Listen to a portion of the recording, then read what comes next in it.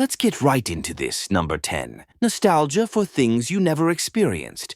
You ever miss a time you never actually lived in? Like feeling homesick for cassette tapes, diners you've never sat in, or that golden 80s haze even though you were born after dial-up. That's not aesthetic taste. That's temporal homesickness. Psychologists say nostalgia boosts dopamine and combats loneliness by tricking your brain into believing you belong somewhere safe, even if it never existed. It's your brain's emotional Photoshop, layering filters of memory over the unknown. We crave the past not because it was better, but because it's closed. No anxiety, no updates, no unread notifications. You're not missing an era. You're missing a version of yourself untouched by algorithms, heartbreak, or taxes. Nostalgia is your mind's highlight reel of a movie that was never filmed, and somehow it still wins awards. Number 9. The calm before a panic attack. Ever feel weirdly peaceful before panic hits? Like your body just sighs, "All right, let's ruin everything." That eerie calm isn't peace. It's your nervous system buffering. Right before adrenaline explodes,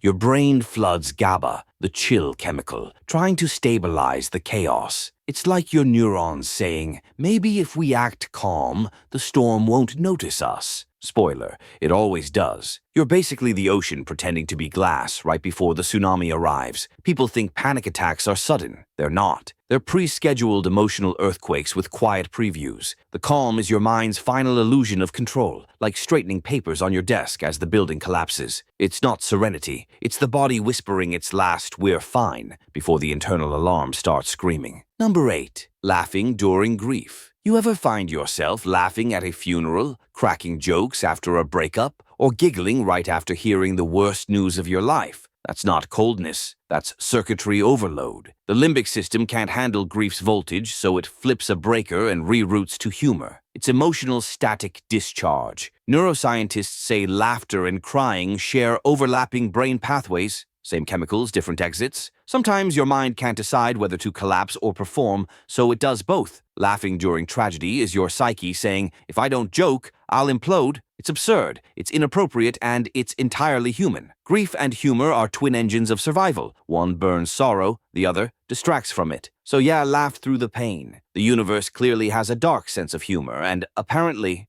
so do we. Number 7. Feeling lonely in crowds. There's a special kind of loneliness that hits when you're surrounded by people, parties, concerts, airports, and somehow you feel invisible. That's social isolation without physical distance. Psychologists call it perceived disconnection. Your brain measures belonging not by proximity, but by resonance, emotional frequency. You could stand in a stadium of 50,000 and still feel like a ghost at your own life. Dopamine doesn't care about body count.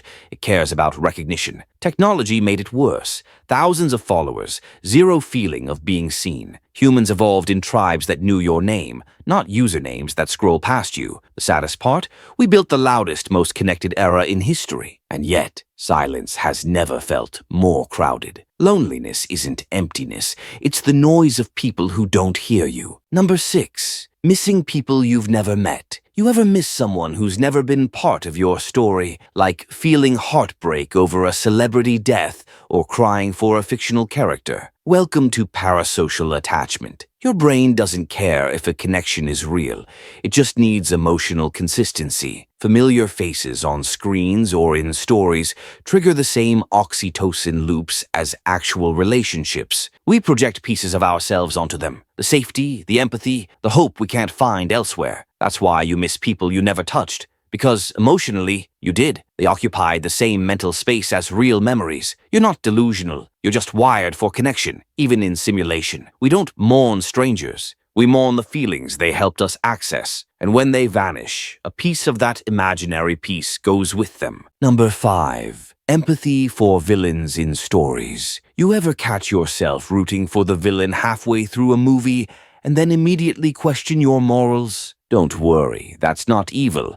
That's neuroscience. Mirror neurons fire hardest when we recognize struggle, not virtue. Heroes are ideals. Villains are reflections. We don't empathize because they're bad. We empathize because they're honest about their damage. When Thanos says he's bringing balance, some part of your stressed-out brain just nods like, yeah, I get it. Empathy isn't moral, it's mechanical. We see ourselves in brokenness more easily than perfection. Every villain is just trauma with better dialogue, and when you feel for them, it's not darkness, it's recognition. You don't side with evil, you side with humanity stripped of filters. That's why villains stay in your head long after heroes fade. Number 4. Anger that feels pleasurable. You ever rage so hard it actually feels kind of delicious? That's biochemistry's cruel joke. Anger floods you with adrenaline, testosterone, and dopamine, the same neuromix that makes people chase thrills. It's emotional caffeine. No wonder arguments feel addictive. Anger evolved to make us fight for survival, not complain on Wi-Fi. The rush convinces you it's control,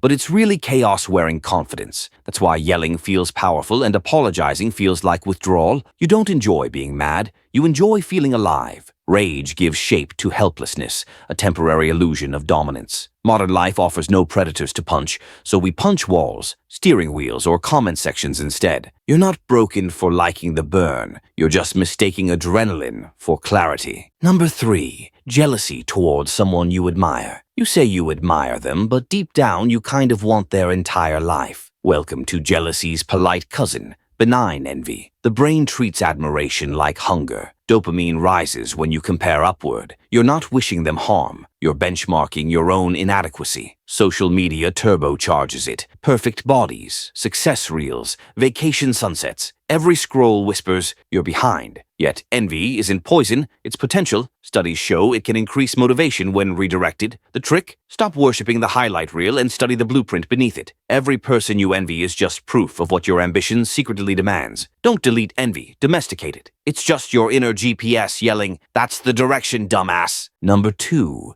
The fear of success phenomenon. You ever self-sabotage right before things finally start working out? Like your brain trips you at the finish line. That's not bad luck. That's achievemophobia. Yeah, real thing. Success threatens your identity because struggle has been your personality for so long. If you win, who are you without the chase? Dopamine spikes at progress, not arrival. So we unconsciously delay the ending to stay chemically high. That's why procrastination feels safer than triumph. The fear of success isn't laziness, it's existential vertigo. Success demands exposure, accountability, and change. And sometimes chaos feels more comfortable than calm. You don't fear failure. You fear the silence that comes after you finally make it. Number 1. Happiness guilt after trauma. You ever laugh after tragedy and immediately feel like you betrayed your past self? That's survivor's guilt wearing a smile. Trauma conditions your brain to equate safety with danger. So when peace finally comes, it feels wrong. Serotonin hits a system built for cortisol,